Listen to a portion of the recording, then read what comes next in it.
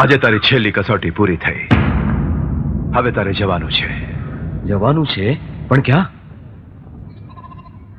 તારી મા પાસે. આજે 20 વર્ષે એક માનું તપ પૂરું થશે. મારો દીકરો આવે છે. સાચું સાચ કેવું લાગતું હશે? લાખાના બાપુ, આજ વર્ષોથી એના રસ્તામાં મારી નજર પાથરીને બેઠી છું, પણ કોણ જાણે કે આજે એ દિશામાં નજર માંડતા મારી હિંમત નથી હાલતી. આજે હું ફરીથી માં બનતી હું એવું લાગે છે. યશોદા, તારું તપ પૂરું થયું. જો તારો દીકરો આવી રહ્યો છે.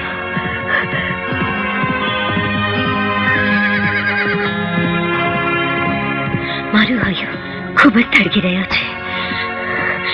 તમે જ કહો ને, કેવું લાગે છે મારો દીકરો?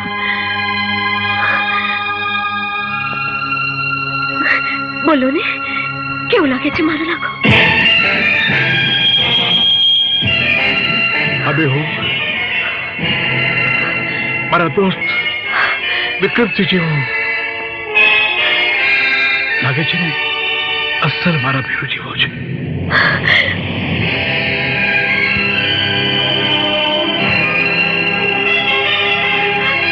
મને તો મારા દીકરા જેવું લાગે છે.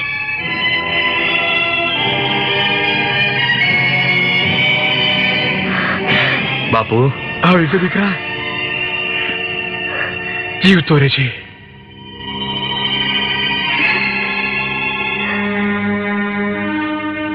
માં, માં,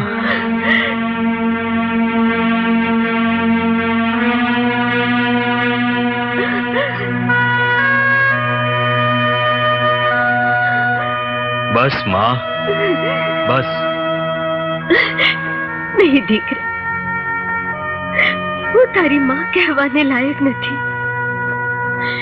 તું મારા ખોળે રમવા જેવડો હતો અને મેં તને કાકા બાપુના હવાલે કરી દીધો હતો.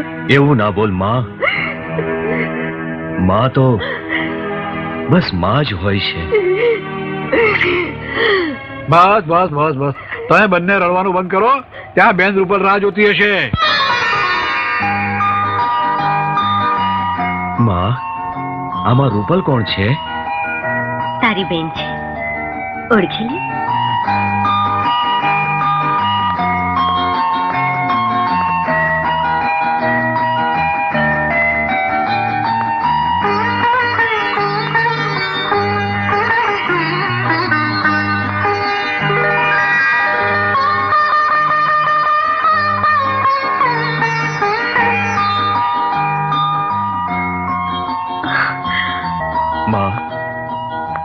આ છે મારી બેન. પણ બેટા, આ બધામાંથી તે રૂપલને કેવી રીતે ઓળખી? બાપુ, બધાની થાળીમાં રાખડી છે, પણ મારી બેનની થાળીમાં રાખડીની સાથે 20 વર્ષથી ભાઈની વાટમાં સુખાયેલા આંસુ પણ છે. જા ભાઈ, હું તારી સાથે વાત નહીં કરું. આટલા વર્ષો સુધી તને તારી બેનની યાદ નહીં આવી? મને માફ કરી દે બેન, માફ કરી દે. જા, માફ કર્યો. ચાલ. જોયું, 20 વર્ષ પછી પણ ભાઈ બહેનનો પ્રેમ એવો ને એવો છે. ભાઈ, તને યાદ છે નાનપણમાં જ્યારે તું વાંસળી વગાડતો ત્યારે હું તને કેટલો હેરાન કરતી? યાદ છે બેન, યાદ છે. મને તો એ પણ યાદ છે કે માં જ્યારે મને મારવા આવતી ને ત્યારે તું જ મને બચાવતી. હવે વાતો જ કર્યા કરશો કે? લાખા, તું યોગ્ય સમય આવ્યો છે બેટા. કાલે રૂપલના લગ્ન છે. શું લગન? મારી બેન આટલી મોટી થઈ ગઈ? આવો ભાઈ, આવો આવો આવો આવો. અરે વાહ. वक्रतुंड महाकाय सूर्यकोटि समप्रभ निर्विघ्नं कुर्वे देव सर्वकार्येषु सर्वदा तदेव लग्नं सुदिनं तदेव ताराबलं चन्द्रबलं तदेव लक्ष्मी बलं दैव बलं तदेव लक्ष्मीपते ते गृहं स्मरामि लाभस्तेषां जयस्तेषां कुतस्तेषां पराजयः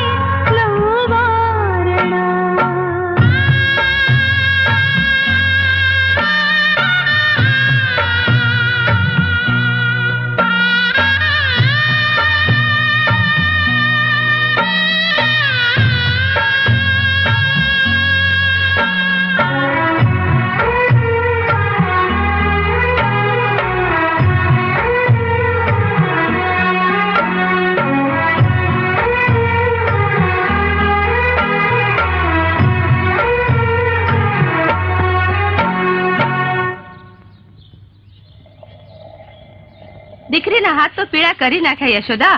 બસ હવે જલ્દીથી ઘરમાં એક વહુ લઈ આવ.